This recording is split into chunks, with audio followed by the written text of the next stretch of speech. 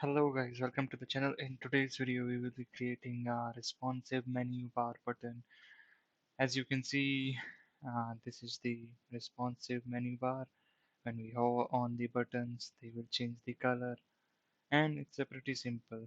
No JavaScript is required, only HTML and CSS. So let's look at the code. This is the style which we have used in this code, and this is the HTML structure which we are using. For this code, you can go into the description, check out the link, and copy the code from there and use this code in your projects. And this will be the final result. You can click on the button. Let's see if it's working. Yeah. Oh, yeah.